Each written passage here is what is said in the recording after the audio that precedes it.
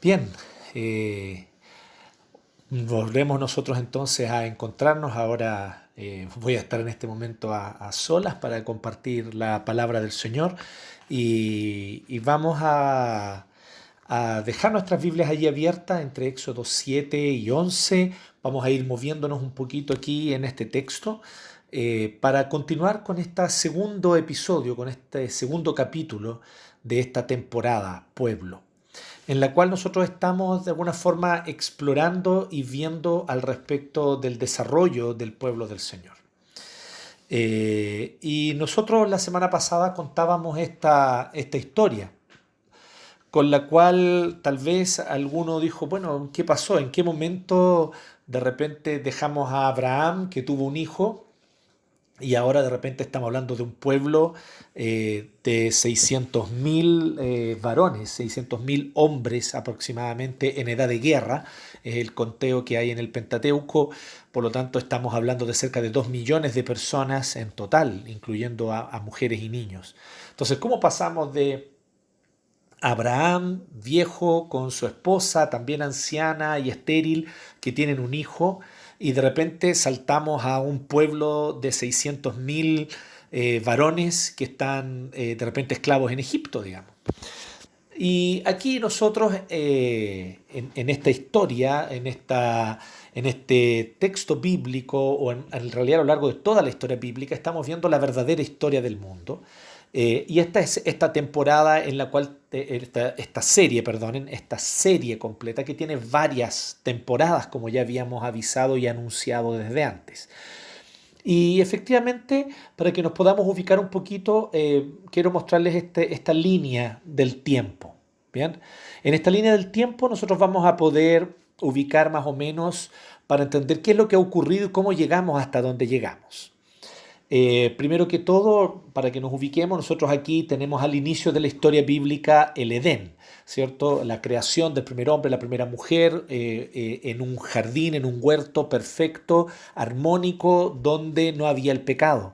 Pero al poco tiempo después nosotros nos encontramos con la realidad de la caída, con el hecho de que nuestros primeros padres, Adán y Eva, pecan contra el Señor, desobedeciendo contra Él, y por lo tanto tenemos este triste y lamentable episodio a partir del cual se deteriora toda la raza humana, y este virus, este parásito que es el mal, el pecado, ingresa a este maravilloso reino que Dios hizo y creó con el propósito de desplegar su gloria. Pues bien, este reino ahora se vea afectado, opacado, dañado, torcido por causa de la introducción del pecado. Tiempo después, nosotros vemos entonces que la maldad aumenta, vemos el diluvio, texto que ya vimos, con Noé como protagonista o como coprotagonista. En realidad el protagonista siempre es Dios, pero como coprotagonista junto con Dios en esta historia.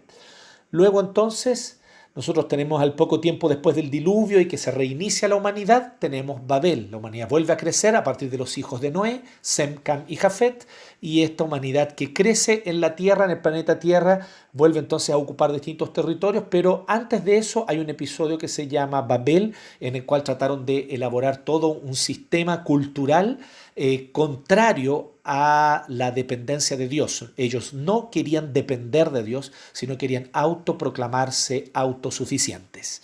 Esta es la historia de Babel que también nosotros ya vimos. Tiempo después de esto, algunas generaciones después, nosotros entonces tenemos a Abraham, que ingresa en la historia. Dios llama a Abraham y lo llama, ¿cierto?, en Génesis 12, y le hace esta maravillosa promesa: en ti serán benditas, en tu simiente serán benditas todas las familias de la tierra. Dios, por lo tanto, se está proponiendo restaurar lo que quedó dañado y maldecido a causa del pecado, así que Dios llena de bendiciones a Abraham y le dice y le repite varias bendiciones: tú serás bendito, te bendeciré, haré de ti una gran nación. Entonces Dios bendice a Abraham y dice: por medio de ti serán benditas todas las familias de la tierra. Dios está proponiéndose restaurar la bendición que había creado en un inicio, cuando creó el mundo y cuando en el Edén convivían el hombre y la mujer en plena armonía. Pues bien, Dios llama a Abraham con este propósito y para hacer de él un pueblo.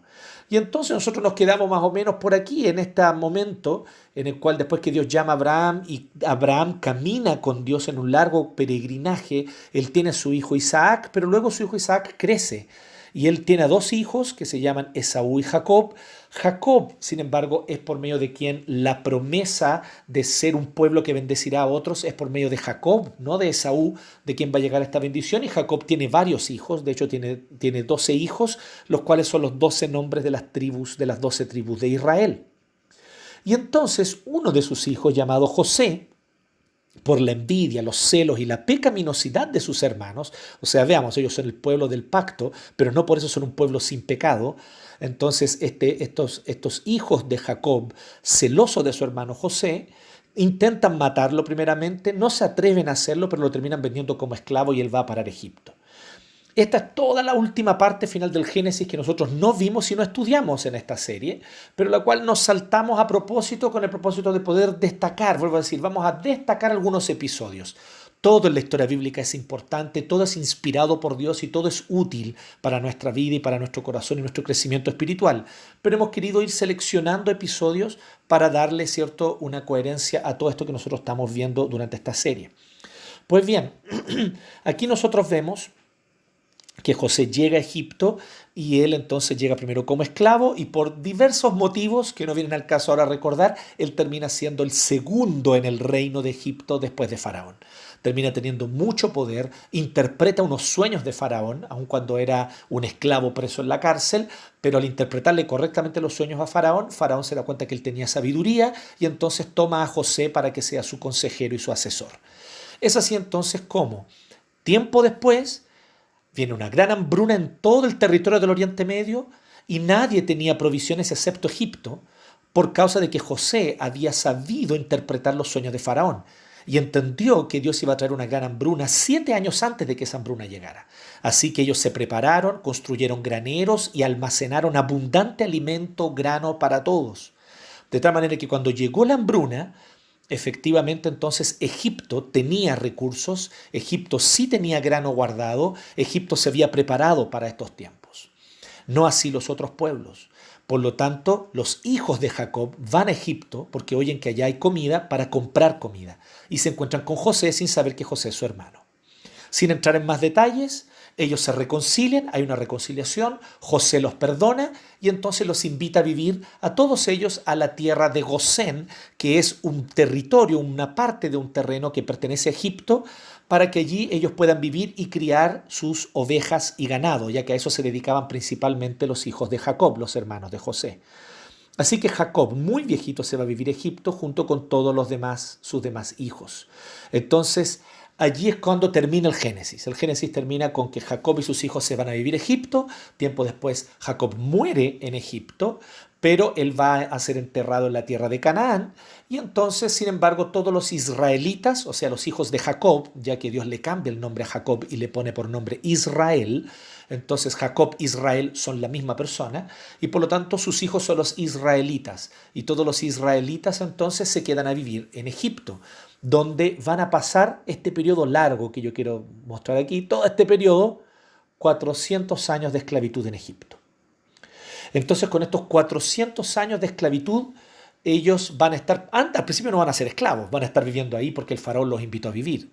Pero como leímos en el texto la semana pasada, vino otro faraón, otro rey de Egipto, que no conocía a José, que no sabía de José, y que lo que quiso hacer fue oprimir al pueblo de Israel. Así que los israelitas que habitaban en Gosén, que habitaban al inicio libremente, terminan siendo sometidos a esclavitud. Así que ellos pasan estos 400 años en Egipto. Ellos tienen algunos relatos orales de lo que Dios le prometió a Abraham, a Isaac y a Jacob, pero no tienen un texto sagrado aún. Ellos, por lo tanto, vacilan, este pueblo de Israel vacila entre el conocimiento del Dios verdadero, pero también con toda la cultura circundante que los moldea, una cultura idólatra. Y ellos están atrapados mentalmente por esta cultura idólatra de Egipto. Así que ellos no solamente están libres, no solamente están esclavos o presos físicamente, sino que ellos están también esclavos mentalmente, porque comienzan a adoptar las costumbres, visiones y idolatrías propias de los egipcios.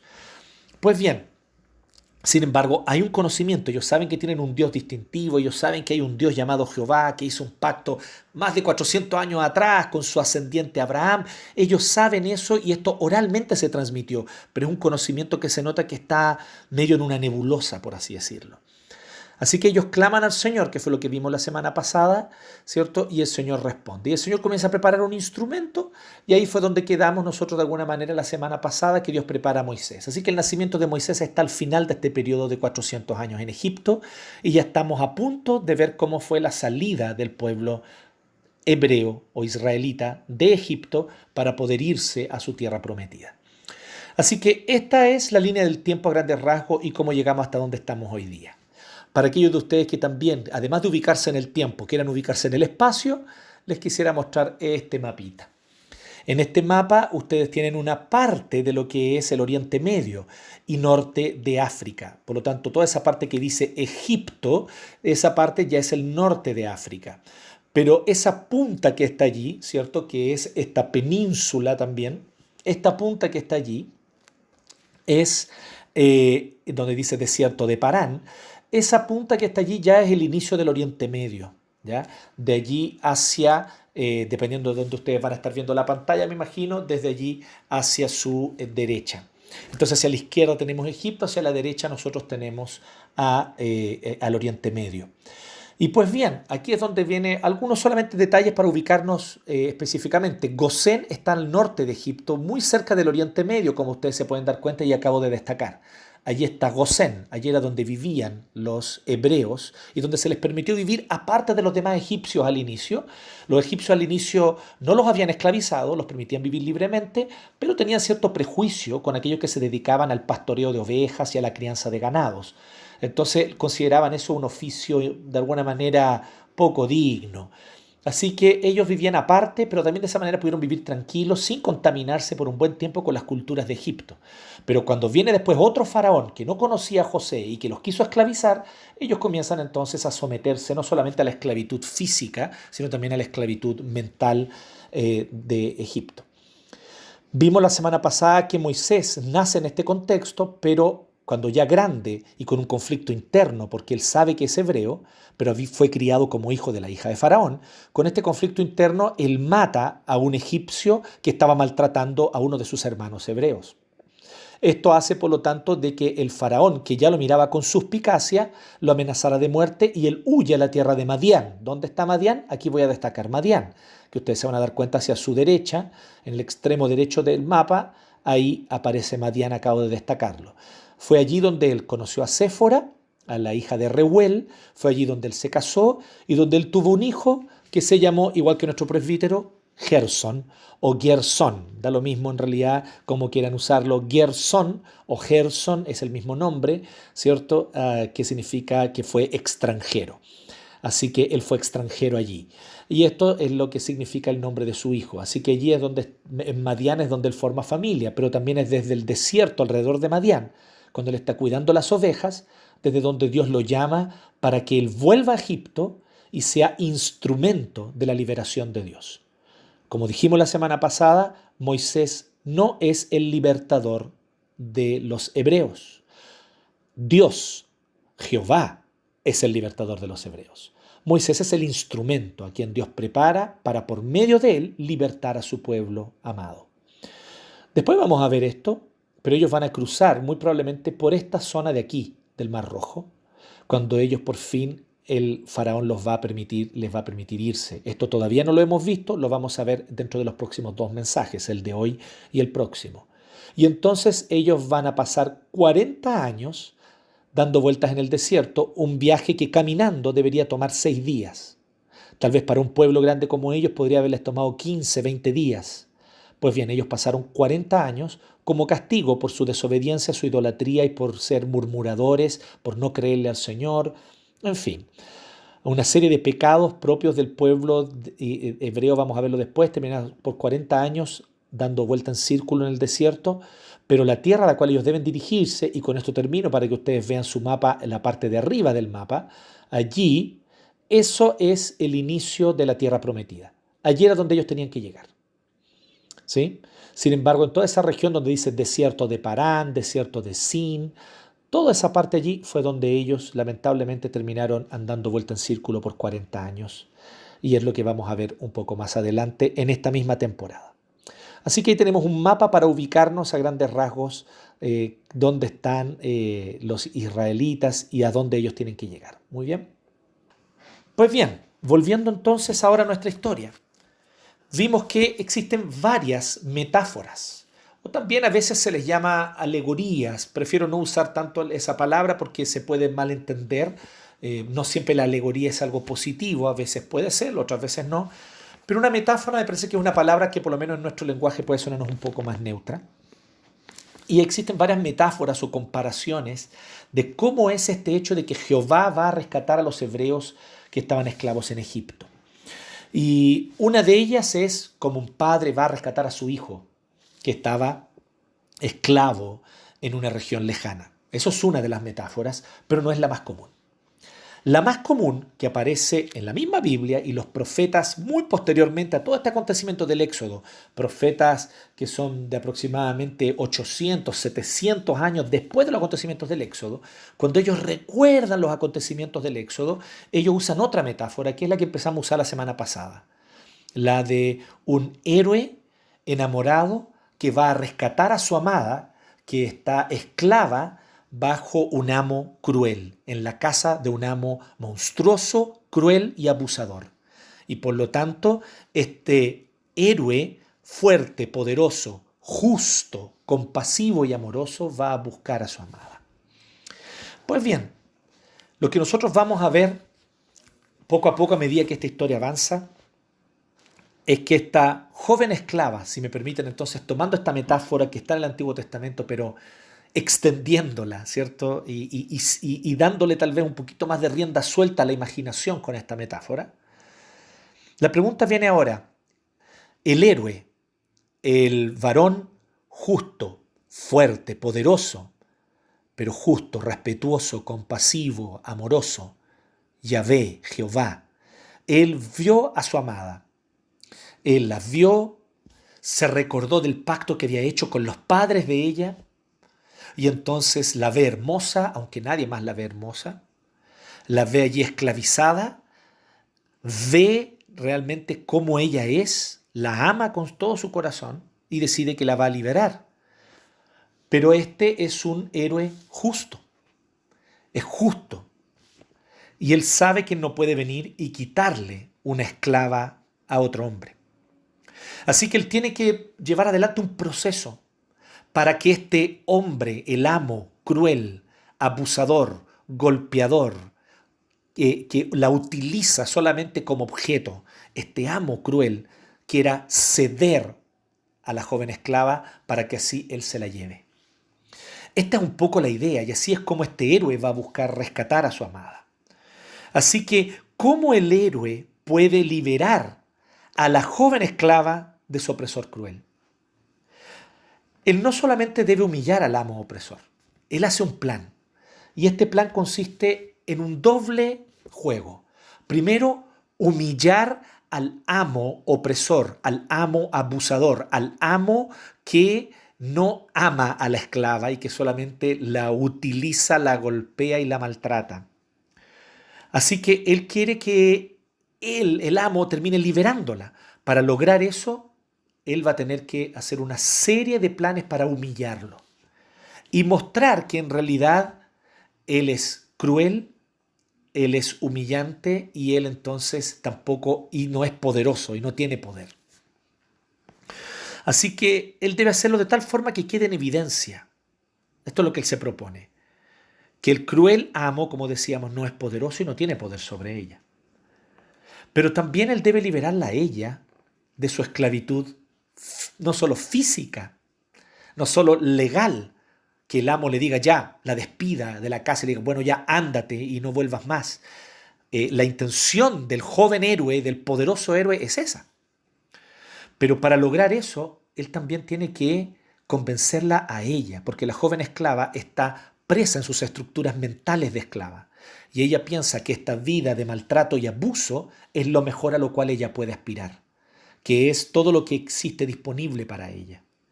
Así que el héroe, el poderoso y justo héroe, también quiere, porque es sabio e inteligente, él quiere también y se da cuenta que él tiene que liberarla a ella. Su estructura mental está presa. Ella piensa que le pertenece a ese amo. Ella piensa que nadie es más poderoso que su amo cruel.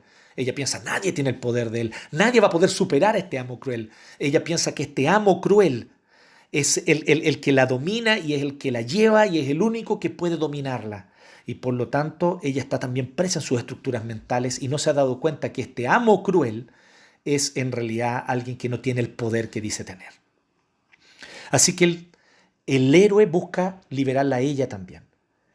Así que para liberarla mentalmente, entonces lo que él tiene que hacer, el héroe, lo que el héroe debe hacer es humillar de tal forma al amo cruel que lo humille delante de los ojos de ella para que ella vea que ese amo cruel no tiene poder.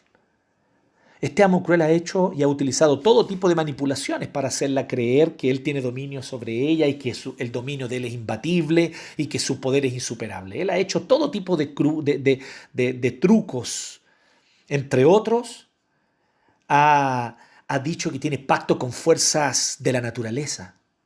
Este amo cruel ha hecho creer a la esclava que él es un hombre poderoso que puede dominar a los elementos de la naturaleza, que puede dominar al sol, que puede dominar a los ríos, que él puede dominar a los animales, que él puede dominar el clima y puede dominar, por lo tanto, el resultado de las cosechas, que él tiene pacto con demonios y que estos demonios son muy fuertes y muy poderosos. Así que la joven esclava le tiene miedo. Ella le encantaría irse con el héroe, a ella le encantaría irse con el hombre poderoso y justo, pero ella dice, si me voy, este amo es muy poderoso y él se va a vengar y va a utilizar todo su poder para que las fuerzas de la naturaleza se vuelvan contra mí, para que los demonios me persigan y me aten. Ella le tiene miedo, porque este amo cruel, entre otras cosas, además es un amo ocultista, que se dedica a invocar espíritus y a invocar magias oscuras. Así que ella le tiene miedo, le tiene mucho miedo. Así que el héroe es sabio. El héroe sabe que no simplemente tiene que llegar a la casa del amo cruel y arrebatarle a la esclava por la fuerza, porque ella no se va a querer ir tampoco. Él sabe que lo que tiene que hacer son dos cosas. Primero, como él es justo, el amo tiene que entregarla y no él quitársela a la mala. El amo tiene que entregarla y decir, pues bien, aquí está mi esclava, llévatela, ya no la quiero. Y para eso entonces él debe humillarlo. Pero esta humillación debe ser de tal forma pública, clara, que el amo no solamente se sienta impotente y sin poder delante del héroe, sino también para que la joven esclava vea y contemple y abra los ojos y su mente por fin sea liberada y ella pueda ver que ese amo cruel no es poderoso, no es fuerte, que los demonios que supuestamente le invoca no tienen el poder y la fuerza que él dice que tienen, que él no tiene ese dominio que dice tener sobre las fuerzas de la naturaleza, que él es un mentiroso, un vil, un engañador, que además de ser cruel, abusivo y opresor, es débil en el fondo de su corazón, es débil, lleno de inseguridades, sin poder alguno. Como diría un cuento un poco más moderno, el emperador está desnudo. Cree estar vestido con las ropas reales más bellas y hermosas, pero en realidad está desnudo. Así que el héroe justo debe revelar la desnudez del amo cruel, para que así la joven esclava pueda abrir los ojos y quiera entonces irse con el joven héroe de nuestra historia, con este poderoso héroe de nuestra historia. Vamos comprendiendo lo que tiene que hacer, por lo tanto, esto es lo que hizo el Señor. Lo que hizo el Señor es literalmente esto. Así que por eso yo quiero que nosotros veamos aquí, es imposible hoy hacer una exposición versículo a versículo como nos gusta hacer, sobre todo con los textos más breves, más cortos, los podemos hacer. La semana pasada fueron 2 capítulos bastante largos, y evidentemente tratamos de ir viendo, pero es muy complejo hacer una exposición versículo por versículo, aún más con mayor razón cuando acabamos de leer, ¿cierto? Héctor y Jenny acabaron de leernos 5 capítulos, digamos, así que del 7 al 11. Entonces, vamos a destacar algunos temas que están aquí en este texto. Así que para los jóvenes que están anotando, para los niños grandes, lo que nosotros vamos a ver hoy, ¿cierto? Y lo que nosotros vamos a tratar el día de hoy es la liberación de la amada, que el rescatador rescata a su amada, ¿sí? Rescata, el rescate de la amada, por lo tanto. Si quieren saber cuál es el título, el rescate de la amada.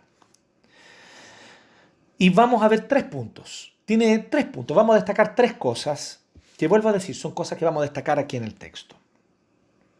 Y son cosas que Dios deja en evidencia.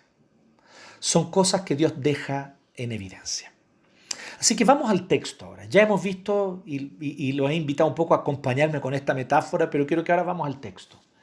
Y veamos aquí en el texto qué es lo que el texto nos muestra sobre cómo Jehová rescata a su amado pueblo Israel. Así que lo primero que nosotros vemos es que Dios deja en evidencia que Faraón es un rey cruel, engañador y opresivo. Entonces, ¿qué es lo primero que deja en evidencia Dios? Lo primero que deja Dios en evidencia es que Faraón es malvado. De alguna manera, si nosotros vemos un poquito hacia atrás, sé que leímos del 7 al 11, pero el capítulo 5 es muy claro en mostrarnos cómo fue el primer encuentro de Moisés después de volver de Madián. Dios lo llamó con una zarza, un arbusto que ardía de fuego pero no se consumía, una señal maravillosa, y Dios le habla desde allí. Moisés no quería ir, ustedes pueden repasar eso en los capítulos 3 y 4 del Éxodo. Pero ya aquí en el 5 Moisés tiene el primer encuentro y él va con su hermano Aarón, un hermano suyo 3 años mayor que él. Y juntos van donde Faraón y entonces él hace una petición. Y la petición es esta, si usted está con su Biblia allí puede acompañar en el capítulo 5, versos 1 al 3. Después de eso Moisés y Aarón se presentaron ante el faraón y le dijeron: así dice el Señor Dios de Israel, deja ir a mi pueblo para que celebre en el desierto una fiesta en mi honor, o sea, para que me rindan culto. ¿Y quién es el Señor? O sea, ¿quién es Jehová? ¿Quién es Yahvé? Ahí es el nombre del Señor. Respondió el faraón: para que yo lo obedezca y deje ir a Israel. Ni conozco a ese tal Yahvé, ni voy a dejar que Israel se vaya. El Dios de los hebreos me ha salido o nos ha salido al encuentro, contestaron. Así que debemos hacer un viaje de 3 días hasta el desierto para ofrecer sacrificios al Señor nuestro Dios. De lo contrario, podría castigarnos con plagas o matarnos a filo de espada.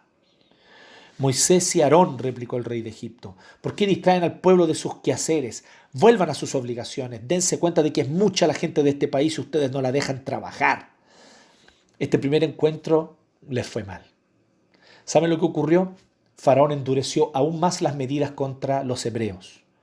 Antes les entregaban la paja para que cosieran los ladrillos. Ahora entonces él decide que no les va a entregar ni siquiera la paja para coser los ladrillos.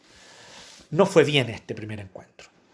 Pero aquí nosotros vemos que algo ocurre y que vamos a entender la lógica de lo que Jehová el Señor quiere hacer en esta liberación, en este acto de liberación. Dios quiere dejar en evidencia la malignidad de Faraón. Dios quiere dejar en evidencia la crueldad, el engaño y, por lo tanto, lo malvado que era Faraón. De alguna forma algunos dicen: oye, pero Moisés parece que fuese a engañar a Faraón, en el sentido de que viene y le dice: vamos a ir al desierto, vamos a rendir un culto, es un viaje de 3 días y después volvemos, déjanos ir al desierto, y mientras estuviesen en el desierto iban a arrancarse. Algunos piensan eso, pero nada en el texto nos da a entender eso. En realidad lo que ocurre es efectivamente una paradoja que no es tan sencilla de comprender, pero Dios ya le había dicho a Moisés que a través de este medio, de esta sucesión de hechos, iba a terminar liberándolos. Pero la petición que hace Moisés es sincera. Dios le dice, anda y pídele a Faraón que él les dé permiso para ir al desierto por 3 días a rendir culto. Es como si Jehová le estuviese diciendo así a Moisés, vamos a ir de a poco con esto. Tú primero le vas a pedir, danos permiso para ir al desierto y rendir culto por 3 días. Y así te vas a dar cuenta tú y todo el pueblo quién en verdad es Faraón. Así ustedes se van a dar cuenta por fin cuál es el carácter de Faraón. Así ustedes se van a dar cuenta por fin y van a abrir los ojos a la realidad de lo opresor que es Faraón. Pero pídele sinceramente. Si él les da permiso y deja que ustedes se vayan por 3 días al desierto, pues bien, entonces al final y al cabo Faraón no era tan cruel como parecía. Ustedes van a poder rendir culto y después volver. No es tan opresor como parecía. Pero vean lo que les responde. Y deja que el pueblo también se entere, para que así el pueblo empiece a abrir los ojos. Es muy curioso esto. En la cultura egipcia, el faraón era el representante de los dioses. Y esto era muy importante. De hecho, era, por así decirlo, un dios principal. No en el sentido de ser el dios principal, origen de los demás dioses, o en el sentido de ser el dios más poderoso de todos. Habían dioses más poderosos que Faraón en la mitología egipcia. Pero Faraón era un dios, era hijo de los dioses y era un representante de los dioses en la tierra. Y en ese sentido era el más importante porque él era el medio por medio del cual los egipcios podían recibir todas las bendiciones de los dioses. Los israelitas, 400 años rodeados de esta cultura, esclavizados no solo físicamente, sino mentalmente, ya habían también empezado a creer que Faraón es nuestro gran benefactor. ¿Conocen esto?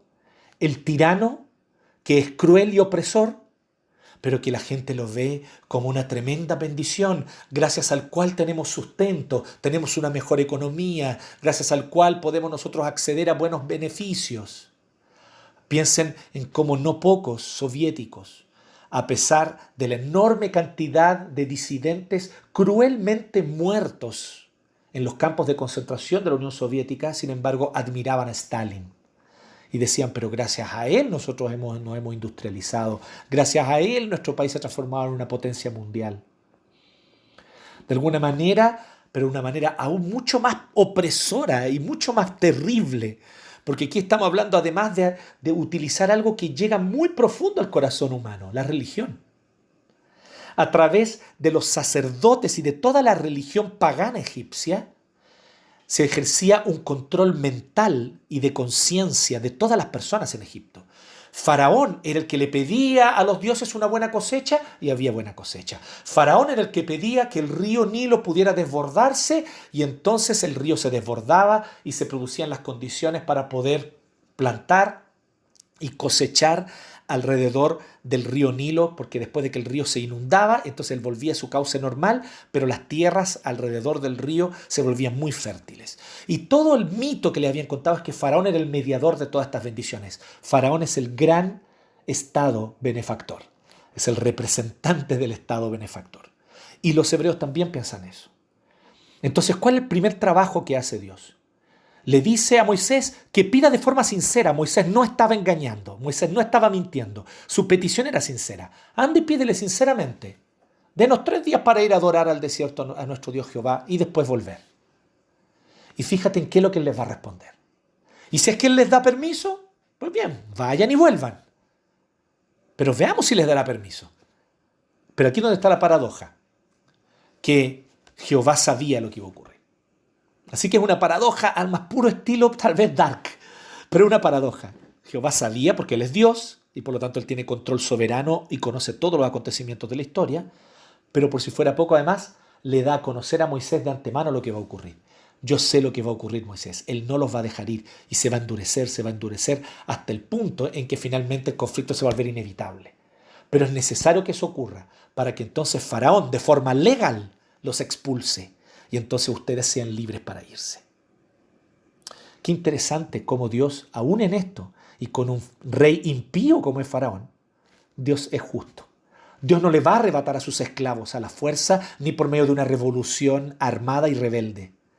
Dios lo que planifica es, voy a agotar a Faraón y a exponerlo delante de todos, de tal modo de que Faraón diga, ya no aguanto más, y les dé el permiso legal para que se vayan. Y les va a decir, váyanse. Hasta en esto Dios es justo. Así que no vemos ningún engaño aquí de Moisés. Aquí lo que nosotros vemos es Moisés haciendo una petición sincera, pero que va a revelar, espérate. Entonces Faraón no es ese benefactor que dice ser. Faraón no es esta benevolencia de los dioses presente con nosotros que nos concede cosecha, río, lluvias, calor, sol, que nos permite tener prosperidad, riquezas, trabajo, que sana a nuestros hijos, que cuando se enferman, entonces Él ruega a los dioses y los dioses sanan. Faraón no es ese tremendo mediador que Él dice ser. Faraón no es ese tremendo mediador que dice ser. Entonces de a poco ellos se van a dar cuenta. Y esto es lo primero que ustedes van a ver que Moisés va exponiendo. Obviamente es Dios mediante Moisés a través de las 9 plagas. ¿Por qué digo 9? Porque vamos a dejar la muerte de los primogénitos como una décima al final que vamos a ver la próxima semana. Pero las 9 plagas son prácticamente 3 grupos de 3. 3 plagas y 3 plagas. Y en cada una de ellas va a haber una progresividad y se va a volver cada vez más intenso el conflicto. Cada vez más intenso el conflicto. Pero ¿qué va a ocurrir también en cada paso? Ustedes leyeron el texto, leímos el texto en el culto. Faraón siempre miente.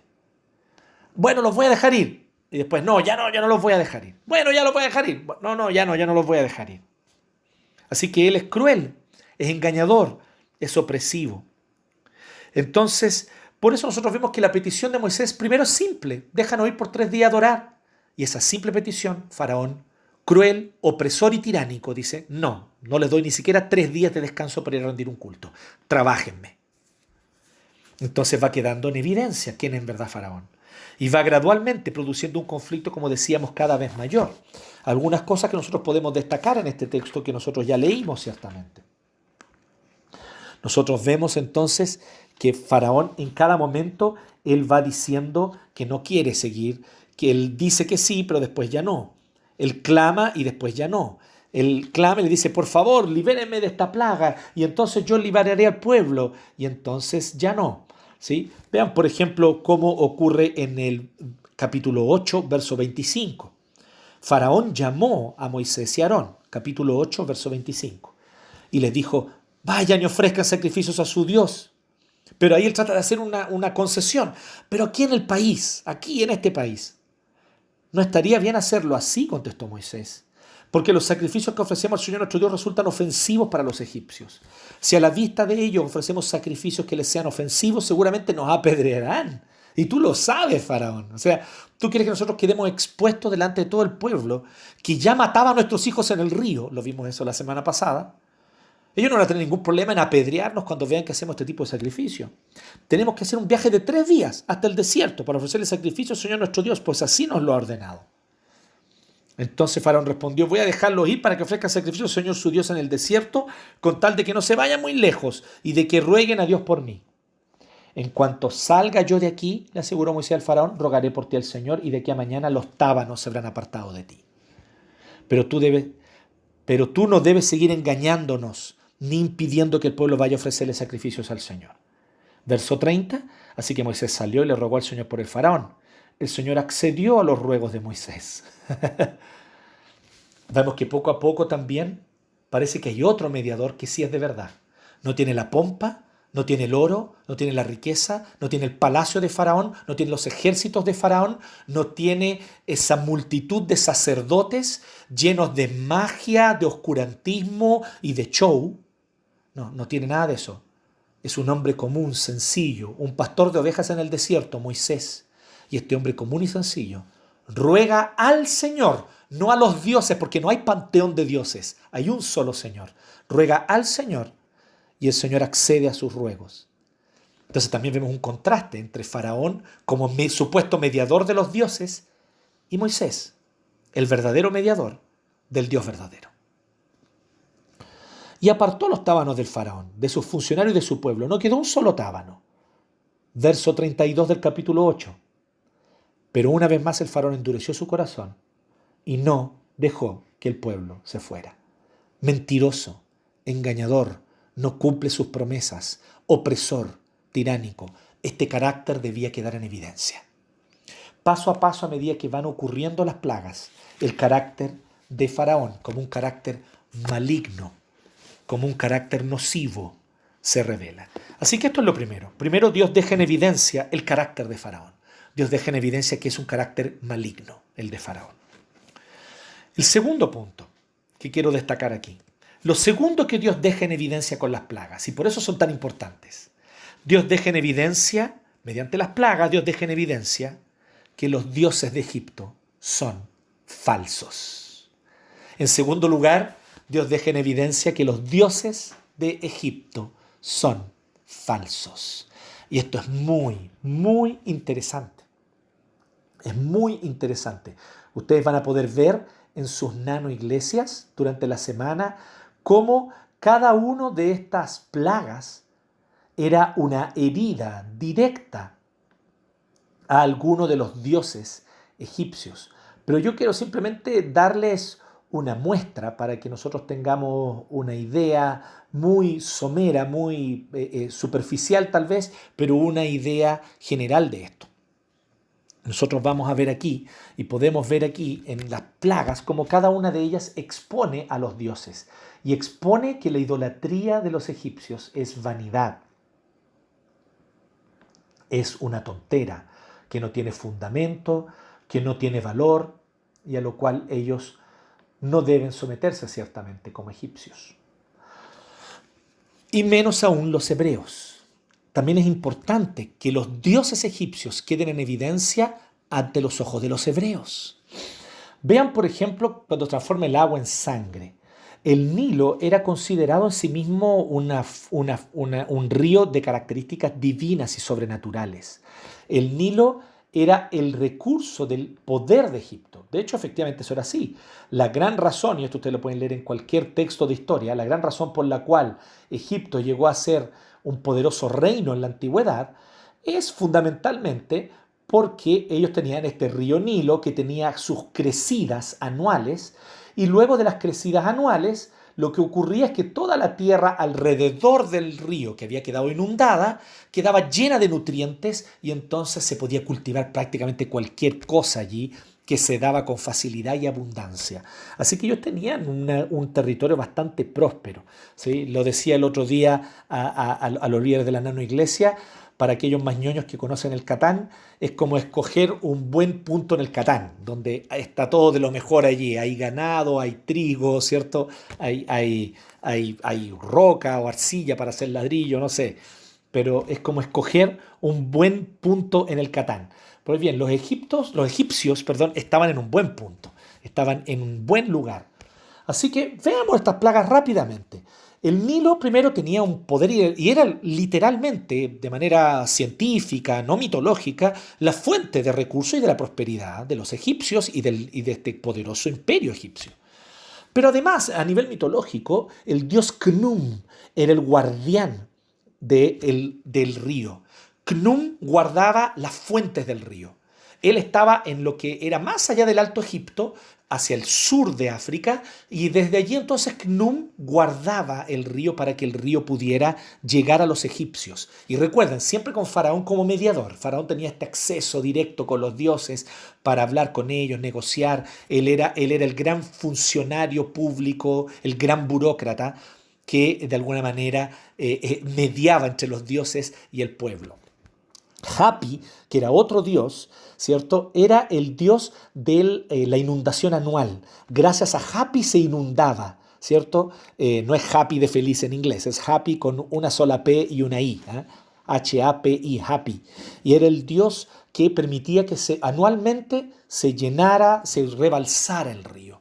Y Osiris, un importante dios egipcio, creo que todavía uno de los principales, pues bien, el Nilo era considerado la arteria, una de las arterias de Osiris, por donde iba su flujo sanguíneo, ¿ya?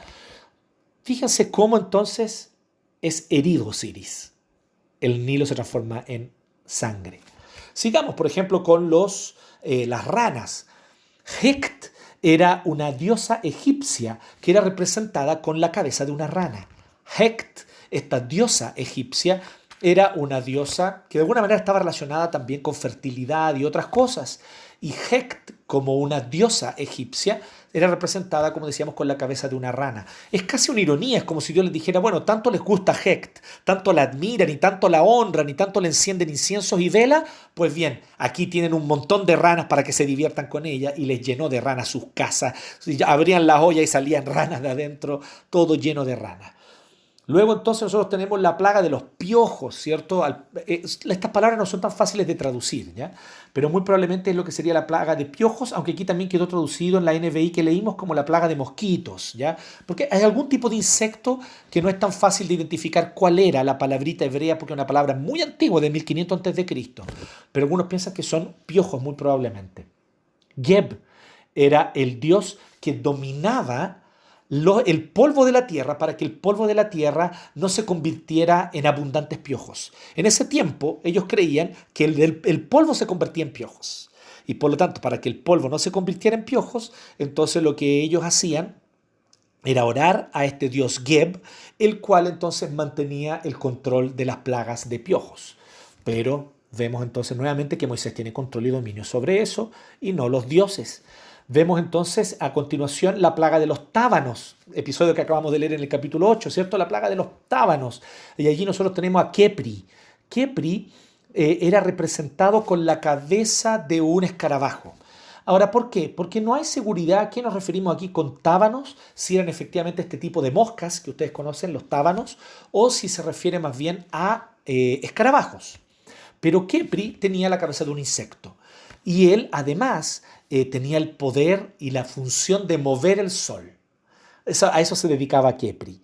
Por lo tanto, nosotros vemos que esta plaga de alguna manera afecta a los egipcios. Y aquí es donde vemos algo súper interesante. Las primeras 3 plagas, recuerden, son 3 grupos de 3, hablando de las 9 plagas, y después le sumamos la próxima semana la 10ª, que es la muerte de los primogénitos, pero vean que las primeras 3 plagas afectan a todos, a egipcios y hebreos. Es como un tirón de orejas también para los hebreos. Despierten, despierten. Jehová es el Dios verdadero. Estos dioses egipcios son falsos. Para que quede aún más claro, desde la 4ª plaga, o sea, el segundo grupo de 3, la 4ª, 5ª y 6ª, ¿cierto? Luego 7ª, 8ª y 9ª. Bueno, a partir de la 4ª plaga empiezan a ser afectados solo los egipcios y no los hebreos. Así que se llenó todo de escarabajos o tábanos en todo Egipto, menos en Gosén. Luego nosotros vemos que se muere el ganado. La figura del ganado es una de las figuras más utilizadas para dioses en Egipto. Y uno de ellos, muy importante, era Hathor. Hathor era una diosa de la fertilidad que frecuentemente era representada con la cabeza de un buey o con cabeza de mujer, pero cuernos de un buey, para representar a los bueyes, ¿cierto? Entonces, con la cabeza o los cuernos de un toro. Así que estos símbolos son fuertemente heridos porque de alguna manera lo que representaba el ganado, ¿cierto? Que representaba sin duda alguna abundancia, etcétera. De repente Dios les mata todo el ganado a los egipcios y humilla así también a la diosa Hathor. Luego entonces nosotros tenemos las úlceras, heridas en la piel, úlceras que empiezan a llenarlos por todos lados. Y esta es la primera plaga que afecta directamente el cuerpo. Isis era la diosa de la sanidad e Imhotep era también el dios médico, por así decirlo, ¿no? Isis era la diosa de la salud. Gracias a Isis, una diosa importante, probablemente ustedes han oído hablar de ella, gracias a Isis los egipcios podían tener salud en la medida en la que Faraón, de nuevo, el mediador, ¿cierto?, invocaba o clamaba a la diosa Isis por los egipcios. Por otro lado, Imhotep era el dios sanador, era el dios médico. Pero Imhotep no tuvo ningún poder e Isis no pudo impedir que se llenaran de úlceras todos, absolutamente todos los egipcios en un día.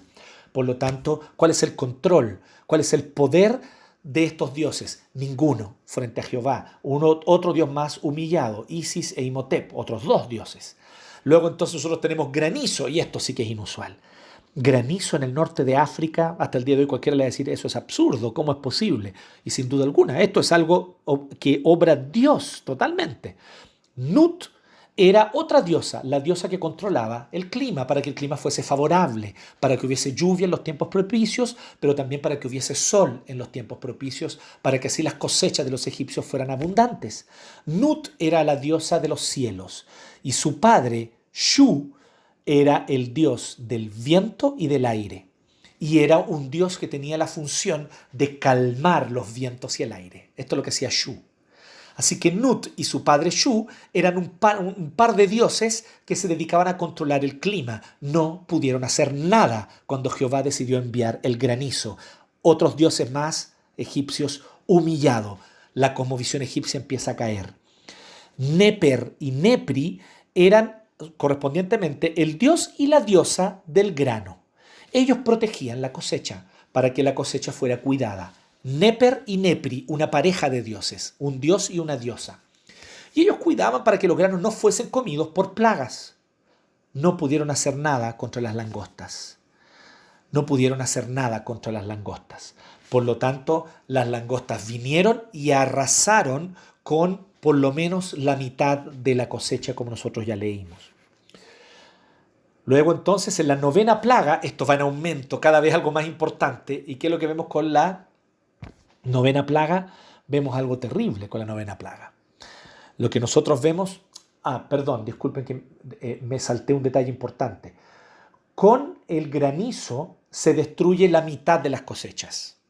Y la otra mitad son las langostas las que se lo comen. Por lo tanto, arrasaron con todas las cosechas de Egipto. Egipto quedó en la ruina, en la miseria, destruido. ¿Por causa de qué? De la dureza de Faraón, que no quiso dar permiso al pueblo para que fuese a adorar a su Dios tranquilamente al desierto en un viaje de 3 días y después volver. Así que queda en evidencia la dureza, tiranía y malignidad de Faraón, como vimos, pero queda en evidencia también que toda la estructura y la cosmovisión sobre la cual se construye el imperio egipcio no es más que un montón de falsedades, un montón de mentiras, un montón de embustes. El Dios poderoso, más poderoso que cualquier otro probablemente para los egipcios, fue Ra, el Dios Sol. Era el más adorado, lejos, el más reverenciado. Era el Dios que sin duda alguna ellos podían acudir en cualquier caso de emergencia. Poderoso, fuerte, brillaba con intensidad. Ellos decían, este es el Dios que está con nosotros. No, no es un Dios, es solo una gran luminaria. Ya lo vimos en el Génesis, ¿no? Es solo una gran luminaria y Dios tiene control sobre ella. Así que, ¿qué hizo Jehová Dios? Jehová mostró que él tenía poder, incluso sobre el Dios más poderoso de todos los dioses egipcios. Y Ra se apagó. Ra dejó de brillar. Ra murió ante los ojos de los egipcios por varias horas, sin poder entregar nada de luminosidad. Por lo tanto, era tal la oscuridad que no podían verse la mano, siquiera si se la ponían aquí a la altura de la nariz. Pero ¿dónde había luz? En Gosén, en las casas de los hebreos. Ahí sí había luz. Tremendo, por lo tanto, cómo Dios humilló a cada uno de los dioses egipcios. Y el Dios principal, no en el sentido de ser el más poderoso, pero en el sentido de ser el coordinador de los demás dioses, el hijo de los dioses, su representante en la tierra, el intercesor, el mediador. ¿Qué pasó con él? Pues bien, él, que es el faraón, traspasaba su divinidad a su primogénito. Y el primogénito de Faraón iba a ser el próximo faraón. Sin duda alguna, la idea de que los faraones eran inmortales era una cosa que había seducido a gran parte del pueblo egipcio. Pero el primogénito de Faraón termina finalmente muerto, como vamos a ver con más detalle en la próxima semana. Así que con todo este detalle, ¿qué es lo que ustedes pueden ver? Dios deja en evidencia que los dioses de Egipto no son nada. Dios deja en evidencia que los dioses de Egipto son falsos. Esto es lo segundo que Dios deja en evidencia con las plagas. Así que hay muchos detalles que podríamos nosotros destacar aquí. Fíjense un detalle interesante, solamente para que lo veamos. Ya vimos las plagas, pero vean este pequeño detalle. Cuando ocurre la primera plaga, el Nilo se convierte en sangre. Capítulo 7, verso 22. Dice que Faraón estaba un poco preocupado. Y de alguna manera, las primeras plagas, solo las 2 primeras, los sacerdotes de Faraón logran replicarlas o imitarlas. No queda muy claro cómo, tal vez con artes oscuras y poderes demoníacos, sobrenaturales, o tal vez con simple prestidigitación a los David Copperfield, ¿cierto? O como los grandes magos de Las Vegas, de los casinos de Las Vegas. Sea cual sea el caso, ellos logran una cosa, dejar tranquilo a Faraón. Pero miren qué interesante, qué ocurre cuando los que están en el poder, presos de ideologías que los mantienen en el poder, ellos entonces, los que están en el poder, mientras su ideología no sea sacudida, ellos se mantienen firmes, implacables y crueles en su postura. Miren, 7:22. Sin embargo, mediante sus artes secretas, los magos egipcios hicieron lo mismo. Tomaron un poco de agua, probablemente la convirtieron en sangre. De modo que el faraón endureció su corazón. O sea, él dijo, entonces ustedes también pueden hacerlo. Ya, ok, entonces no les voy a tener miedo, me quedo tranquilo. Tal como el Señor lo había advertido. Así que no les hizo caso ni a Aarón ni a Moisés. Miren, observen el 23, qué detalle importante, 23 y 24. Y como si nada hubiera pasado, o sea, no le importó, mientras su ideología regalona no fuera sacudida. ¿Cuál es tu ideología regalona? Mientras su ideología regalona no fuese sacudida, Faraón estaba tranquilo. Así que como si nada hubiera pasado, se dio media vuelta y regresó a su palacio. Regresó a su confinamiento. 24. Pero mientras tanto, ¿qué había pasado? Los egipcios no tenían agua. Su pueblo, del cual él decía ser el gran benefactor, su pueblo no tenía agua. Pero a él no le importó, mientras su ideología no fuese sacudida. Mientras tanto, todos los egipcios hacían pozos a la orilla del Nilo en busca de agua potable, porque no podían beber el agua del río. ¿No debería ser esa la preocupación del benefactor faraón? Mi pueblo no tiene agua. No, a él no le preocupa eso. Le preocupa que su sistema de pensamiento, su sistema de creencias no se vea sacudida. Estuvo a punto de ser sacudido. Pero los magos hicieron un truquito y con este truquito lo dejaron tranquilo.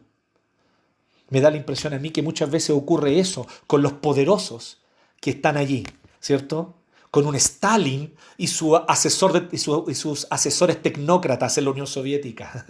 O tal vez con los poderosos presidentes de regímenes democráticos que mientras los economistas y los asesores economistas le digan, no te preocupes, si esto que está ocurriendo se preveía según el mercado, ya, mi ideología capitalista no se ve sacudida, qué bueno, y se quedan tranquilos mientras el pueblo sufre.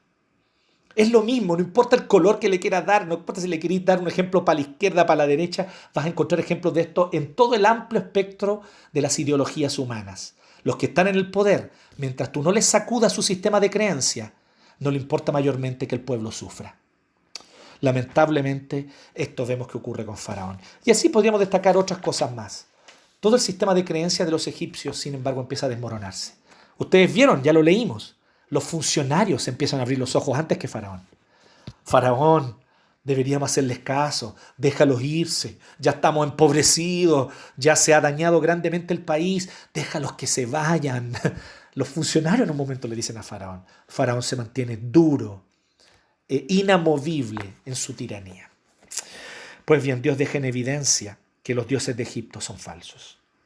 Y como consecuencia, finalmente, el gran mediador de los dioses, el gran burócrata, el gran representante del Estado benefactor. Qué peligroso esto del Estado benefactor, ¿no? Tener que depender de un Estado que me provee de todo, comida, alimento, porque esta era la lógica egipcia. En la lógica egipcia, todo, el Nilo, las cosechas, las tierras, todo era de Faraón. Todo era del Estado. Y lo que él hacía era distribuir y permitir que todos pudieran tener su vida y su sustento con aquello que era de todos. ¿Ya? Ustedes pueden comprobar eso en los textos de historia. Esta era la ideología egipcia. Y en esta ideología egipcia, sin embargo, la tiranía se revela de una manera brutal y cruel. Y también el engaño y los mitos. ¿Y cuál es el mito? Que Faraón es el gran benefactor. Por él tenemos agua, por él tenemos cosecha, por él tenemos buen clima, por él tenemos salud. El que nos da salud, alimento, educación, ¿cierto? El gran Estado benefactor es el querido Faraón. Pues bien, aquí nosotros vemos que Dios deja en evidencia que el Faraón no es poderoso. Y esto es lo tercero. Ya vimos las dos primeras ideas.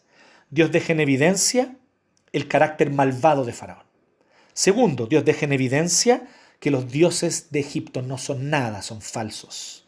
Y en tercer lugar ahora, Dios deja en evidencia que el Faraón no es poderoso.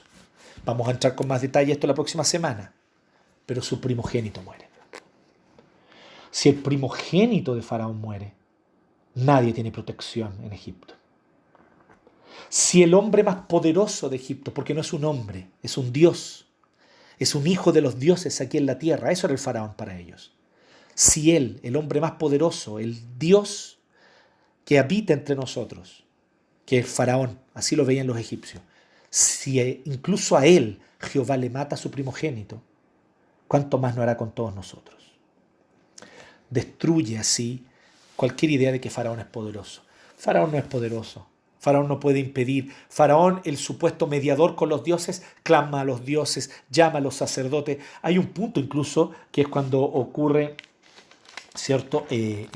Una de las plagas en las cuales los magos egipcios no pueden ir al palacio a hablar con Faraón, no pueden ni siquiera acudir. Los magos no pudieron enfrentarse, ¿cierto? Pues todos tenían úlceras, fue cuando ocurrió la plaga de las úlceras, estaban todos enfermos. Así que nadie pudo, por lo tanto, hacerle frente al poder de Jehová, que él lo fue mostrando progresivamente. Porque a Dios no le interesaba mostrar, aquí soy yo el que manda, no, a Dios le interesaba liberar a los hebreos también de su cautividad mental, porque ellos ya habían adoptado mucho de este pensamiento egipcio, de este pensamiento idólatra. Dios deja en evidencia que el faraón no es poderoso. Dios deja en evidencia que el faraón no es poderoso. Y por lo tanto, el faraón, por más que lo intente, no puede impedir que cada una de estas plagas ocurra, no puede impedir que el sol se apague, y lo más terrible y ciertamente doloroso para él, pero solo fruto de su propia porfía y endurecimiento, no puede impedir que su primogénito muera. Así que, ¿cómo nosotros enfrentamos esto? Estas tres ideas, estas tres cosas que logran las plagas. Dios deja en evidencia que Faraón tiene un carácter maligno, Dios deja en evidencia que los dioses de Egipto son falsos y Dios deja en evidencia que el Faraón no es poderoso. ¿Qué ocurre entonces en este contexto? Vemos algunas cosas. Primero que todo, ¿qué es lo que el autor quiso transmitir con el texto? La primera pregunta. Primero que todo, resumiendo, ya vimos, pero resumiendo, el autor quiere mostrar que Dios está dispuesto a liberar a su pueblo y a hacerlo poderosamente, pero no simplemente él quiere mostrar su poder. Jehová quiere hacer mucho más que eso. No es un narcisista que quiere mostrar su poder. Jehová lo que quiere es que los hebreos sean liberados de su cautividad cultural, de su cautividad mental, de su cautividad a las idolatrías egipcias. ¿Cómo este episodio se encaja en la gran historia de Dios? Se encaja maravillosamente. Estas plagas, estas 9 plagas, más una, ¿cierto? La 10ª, que es la muerte de los primogénitos, estas 10 plagas son un anuncio potente en la historia de que Dios es un Dios real que actúa en el tiempo y en el espacio, no en la mitología, no en el abstracto de los cielos antes de los tiempos. No. Aquí, en la tierra, en personas de carne y hueso, y afecta de manera directa y sacude de manera directa toda la estructura cultural y de pensamiento del reino más poderoso de esa época, que era Egipto. Así que lo que hace Dios, de alguna manera, es mostrar que Él está dispuesto a todo con tal de rescatar a su pueblo y que su pueblo cumpla la función que debe cumplir. Mientras los hebreos sean esclavos en Egipto y no habiten su tierra libremente adorando a Jehová, ellos no serán bendición para otras naciones.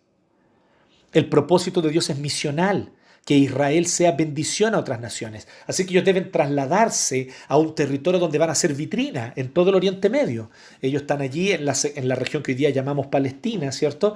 Que está justo como camino entre los principales imperios. Está babilonios, asirios por acá, los egipcios por acá. Los grandes imperios están todo alrededor de este territorio.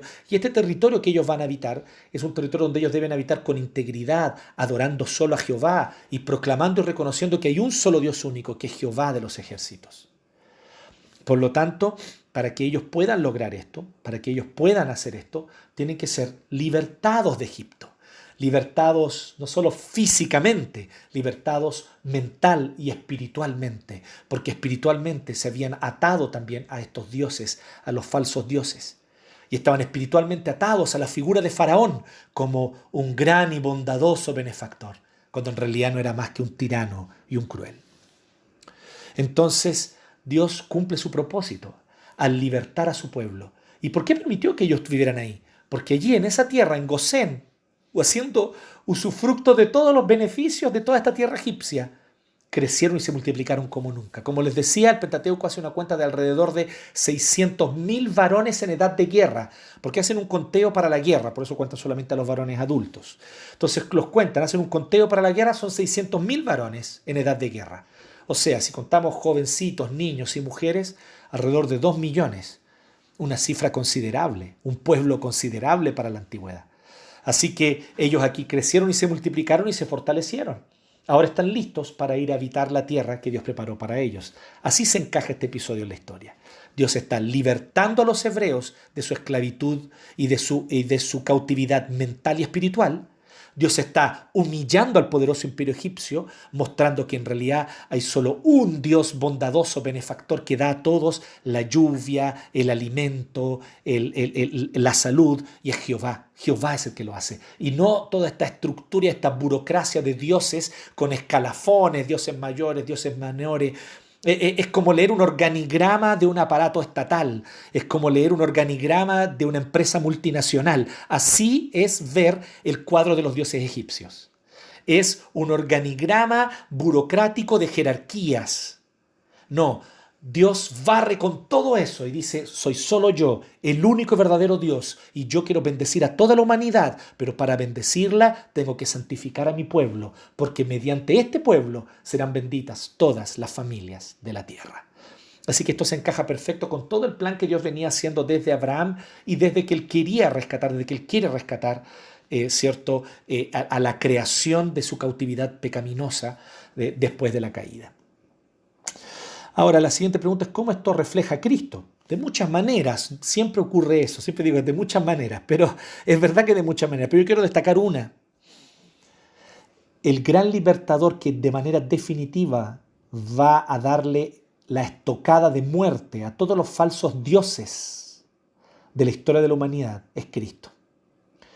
Y como decíamos la semana pasada, Cristo, a diferencia de Moisés, Cristo no es solo un instrumento de liberación. Cristo es el mismo libertador porque Él es Dios mismo. Él es Jehová, el creador y el Señor de todo, que asumió naturaleza humana y siendo verdadero Dios y verdadero hombre, vino a este mundo para rescatarnos, para con poder humillar a los falsos dioses que nos quieren dominar, controlar, que mantienen presos nuestro corazón y nuestro espíritu, que mantienen cautivas nuestras mentes. ¿De quién esperas redención? ¿De quién esperas bienestar? ¿De quién esperas prosperidad? ¿De quién esperas cuidados? ¿Del Estado? ¿Del mercado? Con sus leyes que nos benefician a todos de oferta y demanda. ¿De quién esperas? ¿Dónde está puesta tu esperanza? Querido hermano, querido amigo, es Dios tu benefactor. Es Dios, es Jehová. Y Él se reveló en Cristo. Es Cristo quien va al final de los tiempos a demostrar que todas estas ideologías, se parece la palabra ideologías con la palabra idolatría, ¿no es cierto? No es casualidad, es porque son sinónimas en muchos sentidos. Y Cristo va a volver en las nubes poderoso para instaurar su reino, para hacer una nueva creación.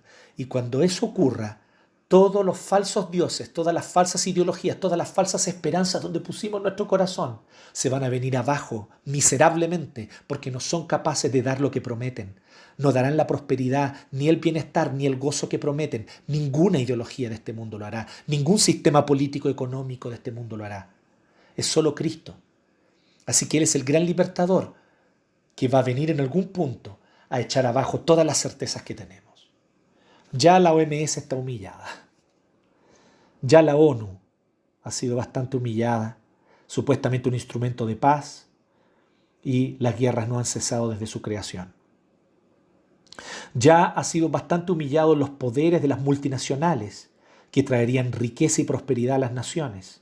aumentando la brecha entre ricos y pobres y causando incluso que en algunos contextos se aumenten los pobres en vez de disminuir. Ya hemos visto también cómo los regímenes estatistas, socialistas y todo ello, prometiendo prosperidad e igualdad, lo que hacen es generar nuevas élites, élites políticas, donde si tú no estás de acuerdo con su ideología, debes ponerte una mordaza, callarte, no puedes hablar, hay que funarte.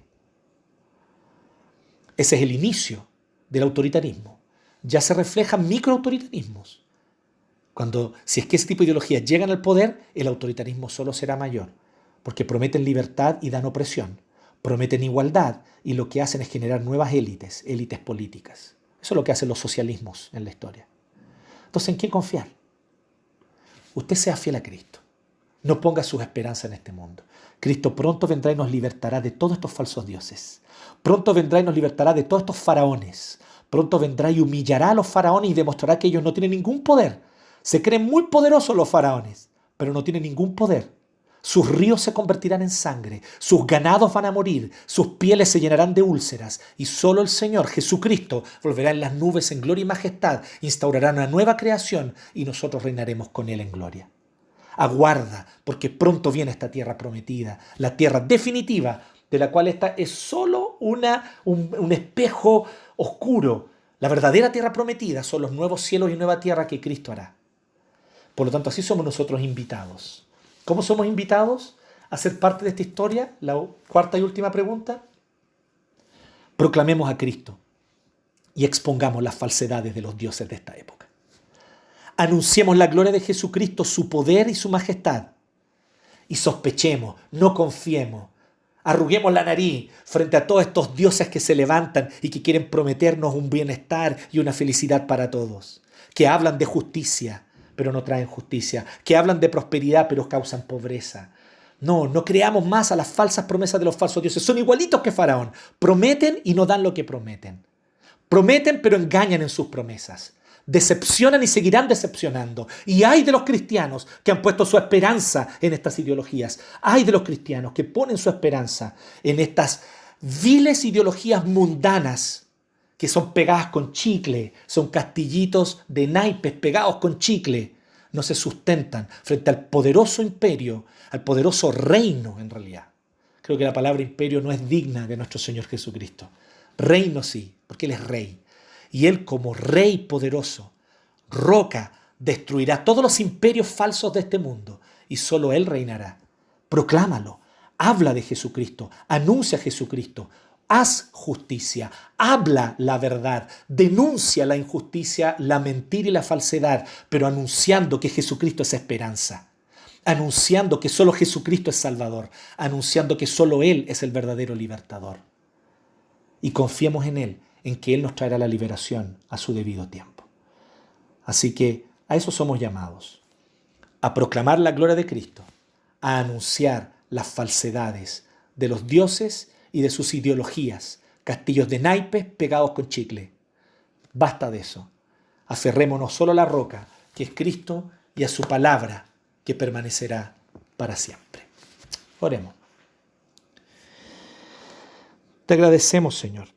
Te agradecemos por tu gracia, por tu misericordia, por tu bondad y por querer libertarnos de todas esas idolatrías que nos seducen, que nos engañan, que de alguna u otra manera nos atrapan y nos cautivan. Gracias por querer hacernos libres. Gracias porque tú, Jesucristo, eres quien nos hace verdaderamente libres. Conocer la verdad nos hace libres. Y conocer la verdad no es enterarnos de una teoría conspiratoria, no. Conoceréis la verdad y la verdad os hará libre significa que conoceremos a Cristo, porque Jesucristo es la verdad. Y queremos, oh Dios, poner toda nuestra esperanza solo en ti, Jesús, en tu gracia y en tu misericordia. Gracias, Dios, por el maravilloso acto que tú hiciste en la historia de libertar a tu pueblo allá en Egipto, que es nuestro pueblo, que es mi pueblo también. Nosotros somos parte de este pueblo. Fuimos injertados en este pueblo por la fe de Jesucristo. Así que esta fue nuestra liberación. Esta también fue una manera como tú nos libertaste a nosotros hace miles de años atrás. Pero pronto tú volverás a hacerlo, liberándonos de manera definitiva de este mundo de pecado para una nueva creación, plena de armonía, de gozo y de justicia. Gracias, Dios. Aguardamos tu venida, aguardamos tu regreso. En el nombre de Cristo oramos. Amén.